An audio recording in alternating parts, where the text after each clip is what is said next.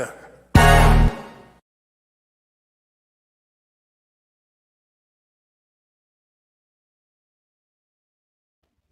What's up, everyone? This is Gail Dudley, and it is time for your news in motion. I see you, Marion Jackson. I see you, Jeffrey Allen James. I see you, Jacqueline and Patricia and Shirley and Kim Edmondson. Good morning to all of you. Good morning. I see you, Jeffrey Payne, coming in from YouTube. I'm doing pretty good, sir. What's up with you? How's Hope City? How's your pastor, your bishop, your apostle? Excuse me. How's everyone doing that way? So, y'all, I'm just so glad you're here on this Wednesday morning. We are in season 5. We are in season 5. And today is Wednesday, September the 14th, 2022. So, all of you who are already in here, do me a huge favor. Go share that link and invite people to come and tune in with you. How's that? I see you, Regina. I see you, Shardinia. Come on in the room, people. Come on in the room. Again, y'all, today is Wednesday. To all of our audio listeners, I just want to say thank you for tuning in. Thank you all for tuning in. Whether you are watching live or the replay, I am just so grateful that you allow me to be a part of your morning and this show, this community. Some of you say you can't wait to come on and laugh. Some of you have written in and said that you appreciated the information we shared about the Oath Keepers last week, and that you appreciated the information we shared about the poll workers this week. And instead of having them join us on this show, what we did a recording of the poll, Power the Polls, for Friday's podcast, and you don't want to miss that. As soon as that hits, it will hit around 8 a.m. Eastern time on Friday.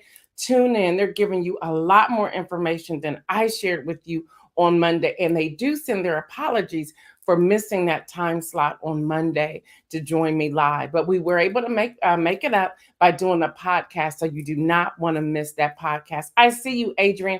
All right, y'all, it's time with sports with Kenny. So come on in the room, Kenny. Come on in the room. What's up? Hey, what's happening? How y'all doing? I'm good. How you doing? Everybody That's the good? I'm question. doing good. I'm doing good.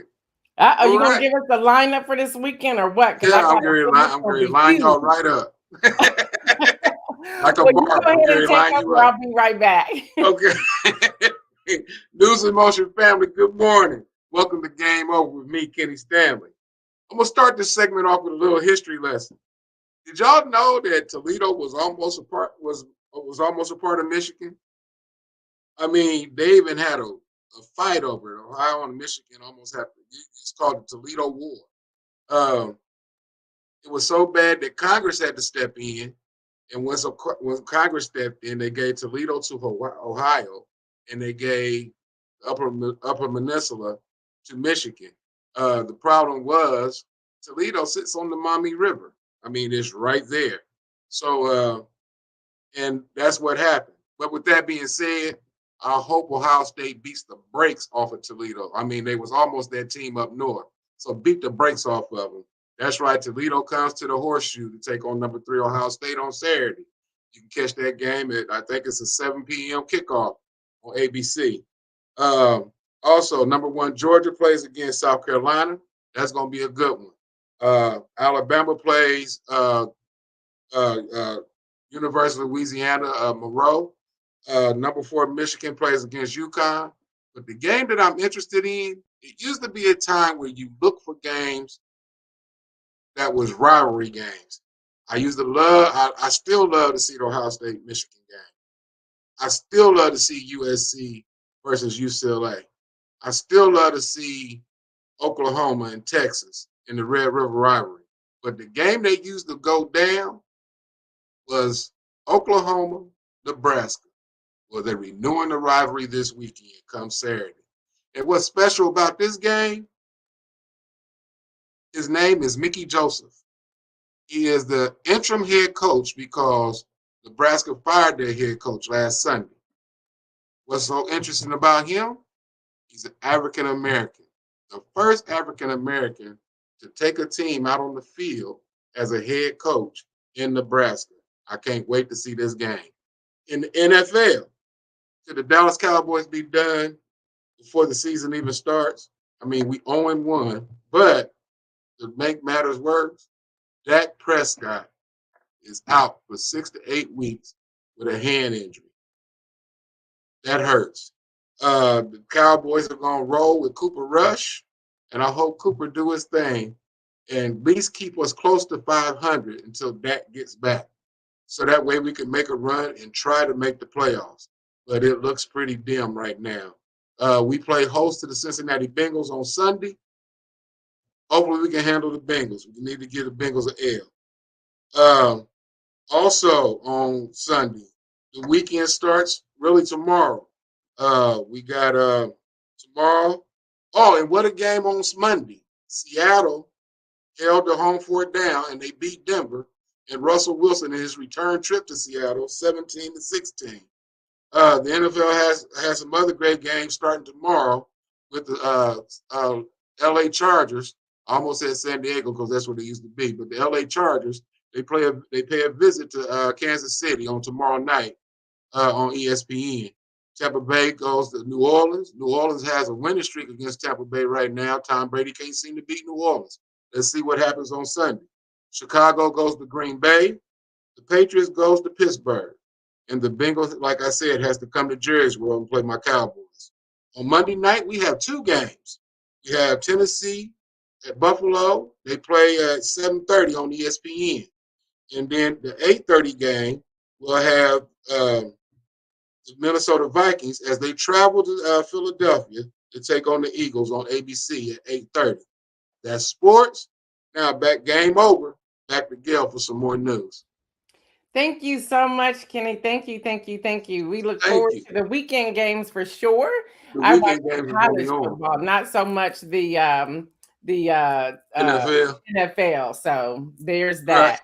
Jeffrey Allen James said tomorrow's game is only on Amazon Prime. Oh, they must have took it. Make Okay. y'all buy stuff one way or another, aren't they? Yeah, they're gonna make you pay some money.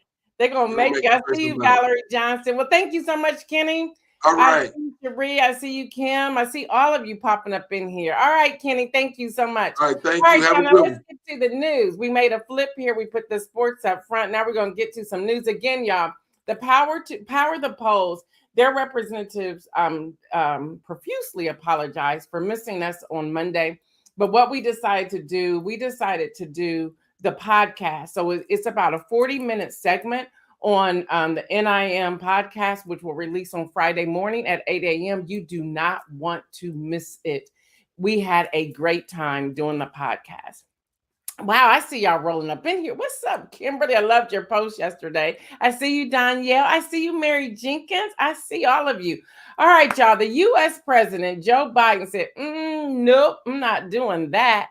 No, y'all. President Joe Biden will not have to travel to the Queen's funeral in London on a bus. They were trying to put all the dignitaries on a bus. I see you, Fred Jones, and the Secret Service, the intel, everyone else said, the U.S. president won't be riding on a commuter bus with everybody else. They wanted him to leave his chopper home, his beast home, his Air Force One home. And they were like, no, we ain't traveling like that. They were talking about the security risk behind that. So under guidance issued by the British government, seen by Politico, foreign leaders will be asked to travel to the UK on commercial flights. Come on, y'all, dignitaries on commercial flights. Are you serious? They will also be banned from using helicopters to move around the country as they arrive for the service on Monday, September the 19th at Westminster Abbey. Again, y'all, Joe said, no, I ain't rolling like that. According to report, leaders will also be told not to use their own cars and instead travel to the funeral together on buses from a site in West London. Now, the new Prime Minister, Liz Truss, official spokesperson, said on Monday, the request was guidance, not a rule. But they still told others to leave their stuff at home. Now, y'all, in a quote, it says the arrangement for leaders and how they travel will vary depending upon individual circumstances, the Prime Minister's spokesperson said. Arrangements for different leaders will vary depending on things like security risks. Isn't that all world leaders? I don't know what they're going to do with that. Kim Edmondson said, Joe don't roll like that. No, he doesn't. He needs all his stuff. They may not be able to bring all his press and all those types of things. But come on. So, y'all, I agree with Joe. I said, no. When I read this initially, I said, this is not London Has Fallen. And Joe was saying, I'm not about to be that movie. So that's not happening for him. All right, y'all. Speaking of London, whew, did y'all see those numbers? King Charles III inherited the majority of the portfolio of assets from his mom, Her Majesty the Queen, worth around 28 billion in value. 28 billion. I see you, Judy. Good morning. He is exempt, however, from the 40% inheritance tax due to a 1993 agreement with British government. Come on. Y'all, that's what you call estate planning, financial planning, evaluation, and so much more. They said, okay, we getting older in age, like in 1993. So they went to their British government and said, we need to be exempt from inheritance tax. Y'all, 40% inheritance tax he is exempt from. Now, his estate, King Charles' estate, when he was Prince Charles of Wales, that estate has now been passed on to William, Prince William of Prince of Wales. I think he's Prince of Wales. So, y'all, CNN said the vast bulk of the royal family's wealth, totaling at least 18 billion in land, property, and investment, now passes along from King Charles to his heir, which is Prince William. The line of succession makes Prince William now the first in line to the British throne, a much wealthier man. I'm sure Catherine is going nowhere behind that. The future king inherited the private duchy of Cornwall estates from his father. Now that has been passed on to Prince William as well. We're talking 140,000 acres. I'm sure Harry's like, did I mess up? Nah, he's free. So, again, free over money is where I'm headed. So, y'all, just what do y'all think about that? I just really want to know. I was looking at that thinking, wow, what can you do with that much money? They're talking, they even own the government buildings. I'm thinking, so you could really put the government out if you wanted to because you own that. So, yeah, y'all, that's happening. That's happening. Then I also have this question. What about her other son, Prince Andrews, the fallen one? And what about her daughter? I just think about that. I just think about what do they receive? And if you're looking at the grandchildren and the great grandchildren, so if you're not in the heir of the throne, are you exempt? Do you not receive anything? That's just a question I have this morning. All right, y'all. NBC News reports that U.S. inflation rose 8.3% year over year in August, a 0.1% increase over July, after analysts predicted inflation would fall slightly. So that's going on. Y'all, CNBC reports that Twitter shareholders voted to approve the Tesla CEO Elon Musk proposed $44 billion buyout for $54.20 per share, a figure that is higher than the current price of about $42. Elon Musk, however, is attempting to cancel it. Now he's gone full throttle on him. He's doing everything he can to cancel this. See, that's what happens when you throw your money around, your wealth around. Now you entrapped in something you're trying to get out of, and it doesn't look like he's going to get out of it. Y'all, this is really happening. All right, NPR reports. Now, I want y'all to really follow this, especially leading up to the November 8th elections. Y'all, Senator Lindsey Graham, Republican, South Carolina, has introduced a bill to create a federal ban on abortions at 15 weeks in an attempt to force Republicans to adopt a party-wide consensus on the issue. Now, as I share this, I'm sharing this because remember the Supreme Court overturned Roe v. Wade and said we're sending it to the states. They no longer wanted to make it a federal piece. But now that they see the divide and they see how the states are blue and red, and there's a few that are purple, they now want to make it a federal mandate. So Lindsey Graham told reporters that he has not specifically had a chance to speak with Senate Majority Leader Mitch McConnell, which right there, he's so out of order with the way things go, the Republican of Kentucky, about the bill. He said McConnell himself has largely avoided committing to any discussion of a federal abortion. So, why is Lindsey Graham doing this? This is almost like a split or apart from his party. Now, he said, and I will quote, and this is where I want you to pay particular attention to his quote, and it is out there. You can hear him saying it himself. He said, if we take, meaning the GOP, take back the House and the Senate, he said, I can assure you we will have a vote on this bill. So be mindful, y'all. All 435 seats in the House are up for re-election on November the 8th. Every every last seat. Okay, so this is serious. So when you are thinking about your vote, don't vote just strictly what you're used to or sound bites or popularity. Understand what and who you are voting for and why. Now, here's my own side note. I watched this several times with Lindsey Graham in this press conference. Now, I actually despise when lawmakers use people to stand behind them while they give their point. Lindsey Graham paraded women. This bothered me. Women to stand behind him. Number one, it's a photo op. And number two, I'm going to make this really bold statement. When I saw that yesterday and I kept playing it over and over and over and over again, I said, this too is human trafficking. You are trafficking. You are putting these women behind you as a prop to make a statement. Why? What is it that you want us to see, and why do you want us to see it? That bothered me. So, y'all, we have to really pay attention to what's going on. Don't get too distracted. Now, I have a response. I have several responses from the White House that I wanted to pull off and read portions of them. Now, this is a statement made by the press secretary. She says, today, Senator Graham introduced a national ban on abortion, which would strip away women's rights in all 50 states. This bill is widely out of step with what Americans believe. Y'all, there's a record number of women registering to vote. Record number. They said women are lined up voting in droves every day. We're talking 25,000, 50,000. There's been a case in early August that there was at least 93,000 women who registered to vote. That's huge. That's huge. So what is really going on? Kim Edmondson says photo op and misrepresentation. Yes. Dr. Antoinette says GOP knows women are taking our anger to the polls, and they are.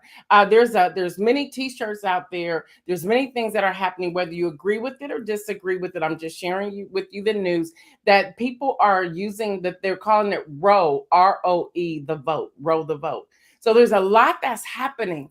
And some GOP are trying to back away from the decision from the Supreme Court because they see what's happening and they are seeing these numbers. So just something to think about. All right, y'all, we have a new segment here that we want to call From the White House on Wednesday. So from the White House on Wednesdays. Y'all, there's a statement that was made by President Joe Biden on Consumer Price Index in September. He says today, this was yesterday, data shows more progress in bringing global inflation down in the U.S. economy. Overall prices have been essentially flat in our country these last 2 months. He goes on to say gas prices are down. We all know that. An average of $1.30 a gallon since the beginning of the summer. This month, we saw a price increase slowly from the month before at the grocery stores. I got information on that too. And real wages went up again for the second month in a row. So you hear all of this, but I wanted to go check it out to see for myself what's really going on.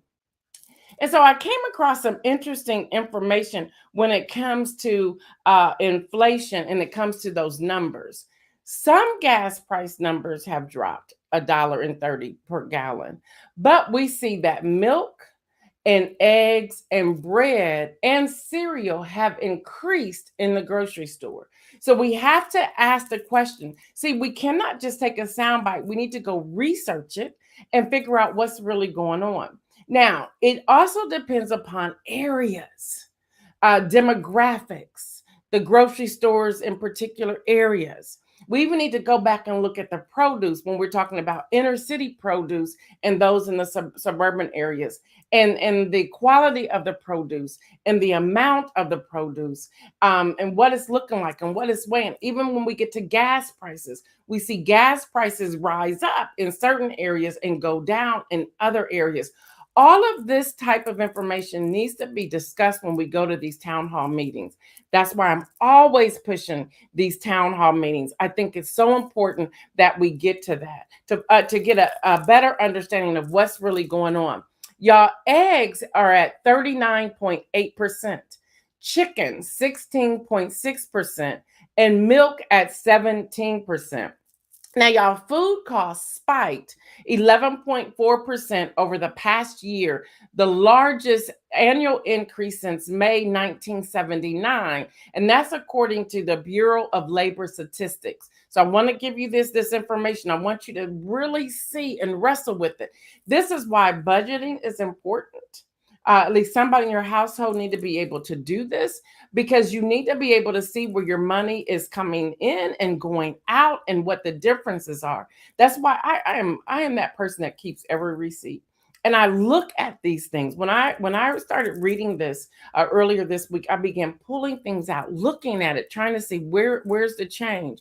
Now, y'all, Americans in the supermarket aisles will notice most food items are far more expensive than they were a year ago. And I gave you those numbers already. Y'all, bread jumped 16.2%.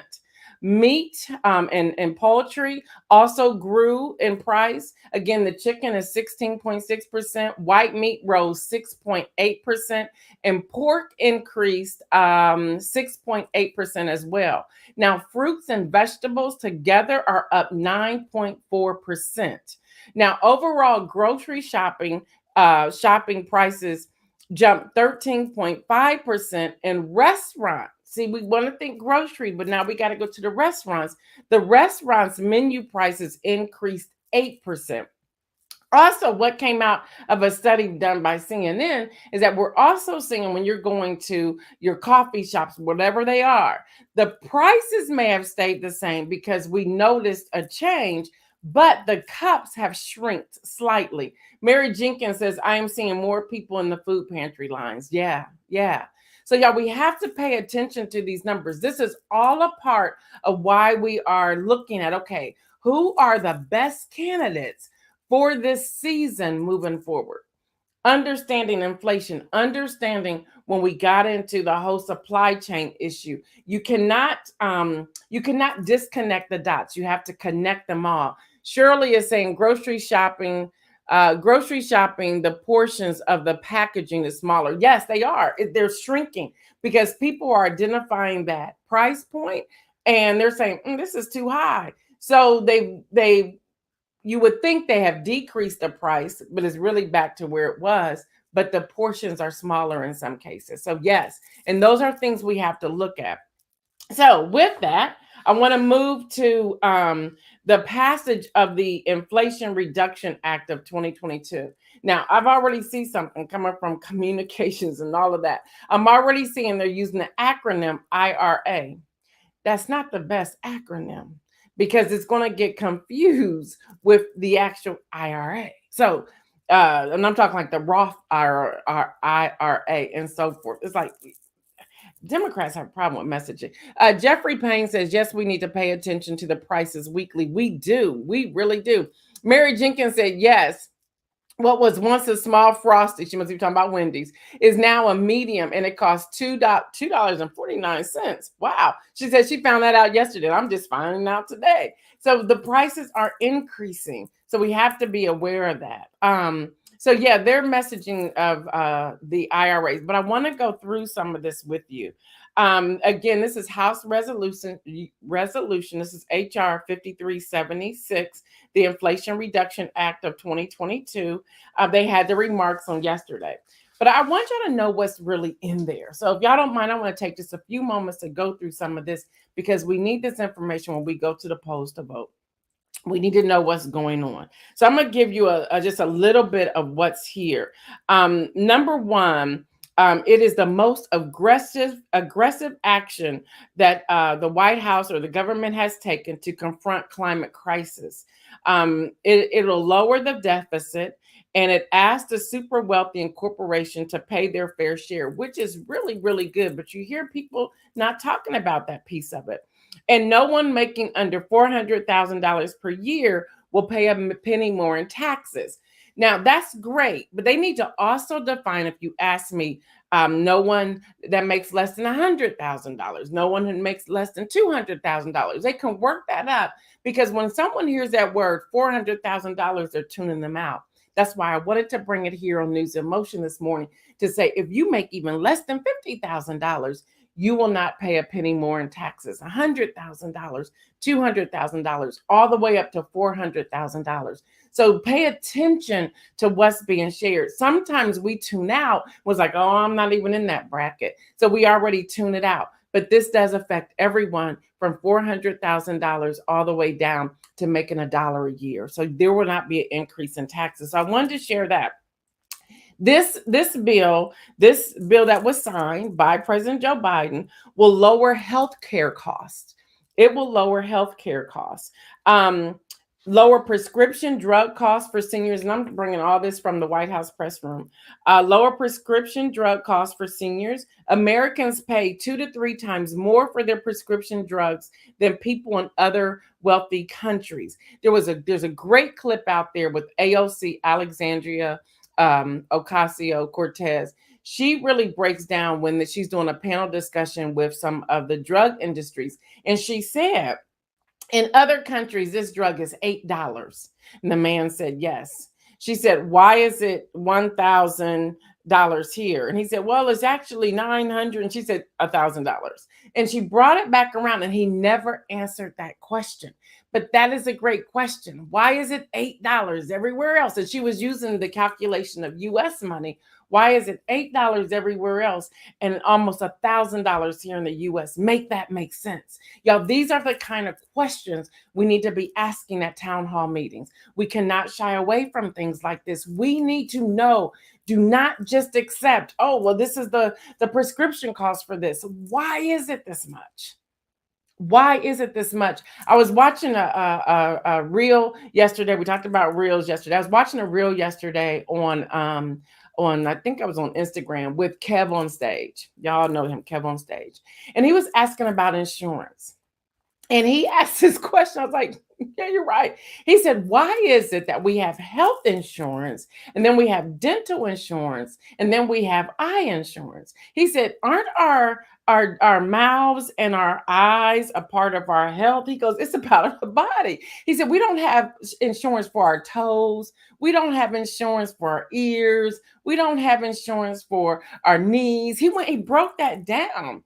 And then as he's talking about it, I was like, yeah. And so I responded, I engaged with his reel, and I said, yeah, let's not even, I said, we should ask the question, because dental things can happen in your mouth that will set off everything else in your body. And I said, well, we also should ask, why is dental insurance limited to $1,000 a year?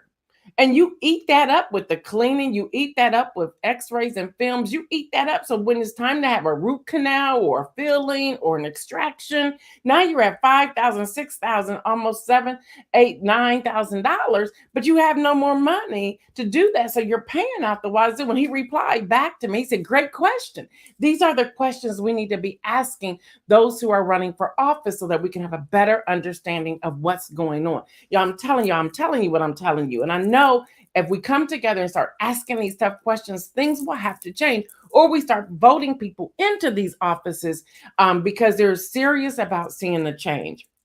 Also, it caps the amount of seniors will have to pay for prescription drugs they buy at the pharmacy at $2,000 per year. I'm gonna be honest with y'all. When I saw $2,000, I said that's a lot of money for prescriptions for people that need them. Seniors. Now, as seniors overall, what about the seniors who cannot afford this? And let's talk about the seniors who Medicare and Medicaid will only pay so much. Where will that money fall? Now, this is a great bill that was passed, but I think we can still do better. And these are the questions we need to be asking. Jacqueline said, yes, we need to ask the tough questions. So then it goes on, it talks about Medicare benefits. It says it will continuously lower prescription drug costs. Medicaid, they're talking about lowering health insurance premiums and expanding coverage. Almost 1.5 million people were uninsured in 2019 before President Biden took office, and over 1.3 million people of color, I want y'all to hear this, fell into the Medicaid coverage gap and locked out of coverage because of their state refused to expand Medicaid. Y'all, these are questions. But here's the truth. Would we really see things like this if it wasn't for those of us who are out here sharing this with you? How many of you, let's be honest, let's do a poll this morning. And please be honest. And I want to see all of you mark it in the chat if you can. How many of you knew this information? Seriously, how many of you would read this information if it popped up in your news feed? This is like 10 pages here, front and back. How many of you would really take the time? And that's not a slam. I'm saying we're missing information in the fine print. Missing information. So y'all, over 1.3 million people of color fell into the Medicaid coverage gap, and they were locked out of coverage because their state refused to expand Medicaid. Seriously, y'all, we got to pay attention to this. And we also have a responsibility to reach back and help those of us who have seniors in our family who may not have computers or access to a computer, understand how to work technology to really get to this. And we have to get beyond just the bites that are in some of the media outlets, and including print media, and get to what's really on here. What's really on here. Marion said she would. Great. Mary said you, and y'all too would. Y'all too would. Mary, with all the work that she's doing, I'm sure she's getting this kind of information day in and day out. All right, let me keep going. It will combat climate change and lower energy costs. And it talks specifically, it says when families need to replace air conditioners, water heaters, or furnaces, they can save up to 30% with tax credits for efficient furnaces, water heaters, air conditioners, and more that will save them hundreds of dollars on utility bills. They also go on and say households can save up to 30% with tax credits for home construction projects on windows, doors, insulation, and other weatherization measures that prevent energy from escaping homes and wasting money. It will also, if lower moderate income families need to replace or upgrade stoves or other home appliances, they can receive direct rebates when buying more energy efficient and electric appliance that can lower future utility bills at least $350 per year. Yeah, this is the information we need to hear. It will create economic opportunities for jobs. That's a lot. They're talking prioritizing 50% of the investments in disadvantaged communities. That's huge. That is huge. So remember this when we're going to vote. Kim Edmondson says healthcare costs are through the roof. Absolutely. I agree with you. Y'all, it also protects public health. The Inflation Reduction Act recognizes the climate change disproportionately impacts lower communities and communities of colors. I see we're running out of time, so I will pick this back up on tomorrow. If you are enjoying this information, we'll do a special segment tomorrow. Just invite people to join us so we can continue this conversation. But these are some things that are happening. This is Wednesday from the White House. What's going on there? What has been passed? I do also want to share with you from the desk of Representative Jamie Raskin, who's also a part of the January 6th committee. He wanted people to know and understand the bills that the Democrats have passed. So I'll share these, and I will also share with you next week some that the Republicans have passed when they were in control of the branch. They passed a $1.9 trillion rescue package to aid businesses. They passed a $1.2 trillion bipartisan infrastructure plan to restore and renew roads, highways, bridges, ports, airports, and rail services. They passed the most significant gun safety legislation in 30 years, whether you agree or disagree with it, to help toughen background checks for young gun buyers. And then the PAC Act to expand healthcare benefits to millions of veterans who were exposed to toxic burn pits during their military service. Y'all remember that? I hope y'all remember that. Where there were people in both the Senate and the House on the GOP side that did not want that passed at all, but it did get passed. And then now the Inflation Reduction Act to lower the cost of prescription drugs, improve health care, and reduce carbon emissions by 40% by 2023, the largest ever federal investment in strong climate change. Again, tomorrow I will pick back up on this. I see some of y'all's comments. I'm seeing I see a private comment too. I'll see what that is. But we need to know these things. And y'all, that is exactly why News in Motion is here to do what we do. I realize that we may not get this type of news. And I realize that everyone may not like this type of news. But understand, I believe, and I'm being led, that this is the kind of news that we need to report, especially leading up to an election. So stay tuned. We're doing our research and we're bringing you this information. Now it's time for the inspirational message, and I'm out of here. I want to talk about colors. As y'all may have noticed, Jeffrey Payne said, I didn't know this. Many people do not. I did just a brief polling on Twitter yesterday, Mr. Payne, on Twitter yesterday, asking some of these questions. And the response were, and it's interesting, now some people will go to your DM because they don't want other people to know they don't know. And the response was, thank you for sharing this. I had no idea. I did not realize that.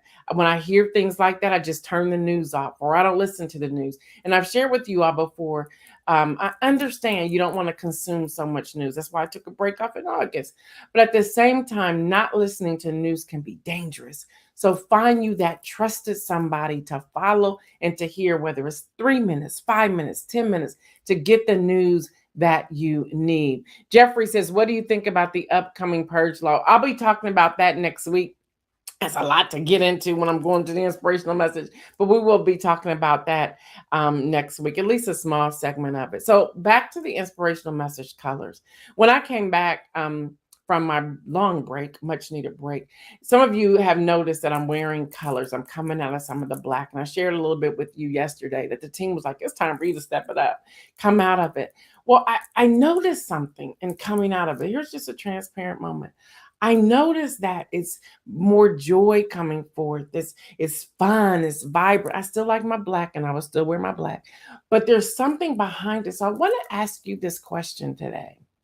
And this is the inspirational message. What do you need to implement in your life to see a difference?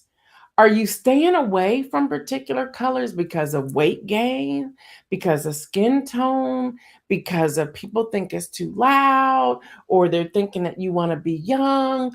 What are the reasonings behind it? For me, transparent moment, black is slimming. And although this is digital news media, you still see everything that's on here. And it's like, no, I don't want to be 90 pounds. But at the same time, I was trying not to be, or in my eyesight, to be a certain size when you're viewing. Transparent moment, transparency. Transparency is free. And I see you, Lori. Just what do you need? And so, yesterday, y'all, that pop of that fuchsia pink yesterday, you could not tell me anything. People were saying they were watching my reels on Instagram. If you're not following me on Instagram, it's my name, Gail Dudley, Gail, D as in David, U, D as in David, Ley. And I try to do a reel every morning after News in Motion. The comments from that pop of color put a smile on my face all day long. No, it should not matter what that is or what comes with that, but it does change. There's something that sets off. It gives you a vibrancy, a freshness, a renewal. Colors. Y'all, don't shy away from colors. Don't enjoy life. So, y'all, what is it in your life that you have been hiding from because you've been afraid to use the colors. Lori says, I use colors all the time when I am decorating a home. The colors has to bring life and blessings to the space. I pray before every consultations. Colors can change everything. Can you put that up, Isaiah? Thank you, Lori, for that. That is key. I love that. Even when I came on the air, y'all see those orange flowers back there. I thought about you, Lori. I said, I wonder if Lori thinks this is okay. And then I made more of a white or off-white or tan over there just to pop out the colors, to change the atmosphere, to create something new. All right, y'all. That's all the time we have tomorrow. I will pick up on the Inflation Recovery Act, so we can talk about that tomorrow. I'll go through the rest of the information that's on there to make sure that you are armed with the information you need. Latrice Jones says, that's why I rock my signature orange, vibrant. It is vibrant. Marion says, I'm trying to implement more colors in my clothing too. Y'all, it's the best thing. And it's the best time to shop because stuff is on sale. Y'all go to places that they're like rock bottom. Y'all may be thinking I spent some. I didn't. Y'all, I'm talking, I was seeing stuff for $3.99, $3.97. The last act rack at Macy's. Don't miss it. And just because you may say, oh, it's like, y'all, you got to like go through the stuff. You have to take time. And if you can't handle the music in the store, put your earbuds in and jam to your own music and have a good time. The only thing that tripped me out at the stores, I'm gonna give y'all some serious honesty here. I went into the dressing room. I was like, what's happening? Now, all these dressing rooms now are unisex. And I'm like, nah, I ain't feeling this. I ain't feeling this. So a woman said, hey, she noticed my reaction. She said, hey, you want to sign up for personal shopping? And I was like, how much does that cost? She said, it's free and I can give you a room all to yourself. I said, I'm signing up right now. And I followed her to try on the clothes. So y'all be careful out there. Everybody isn't, everybody ain't cool. So be careful out there. But y'all check out the last act racks at Macy's. Y'all TJ Maxx, Target, excuse me, Walmart, secondhand store, resale stores. Y'all don't be proud. Go and do what you need to do to bring vibrant into your life. Y'all are loving this. Kim said, love it, sis. Thank you, girl. Say that your plate should be colorful. Lori says, I do the same with my clothing consulting and styling. Y'all just have fun. Have fun. Y'all, thank y'all so much for hanging out with me today. There's a lot of viewers. I was speaking with a cousin of mine who lives in Tennessee who says, I watch you every month. Like, I never see you pop in. She goes, well, you can watch without clicking in. I was like, I need you to click in. So, Christy, if you're listening, I need you to click in. But there's people who are tuning in and saying they're getting a lot from here. And that's our point. It's almost like it's a classroom setting each morning. Class is in session. We give you some headline news with relevant commentary mixed with the call to action and an inspirational message. So with that, y'all, I will see y'all tomorrow. Stay well. And remember, make some bold moves. I'm out.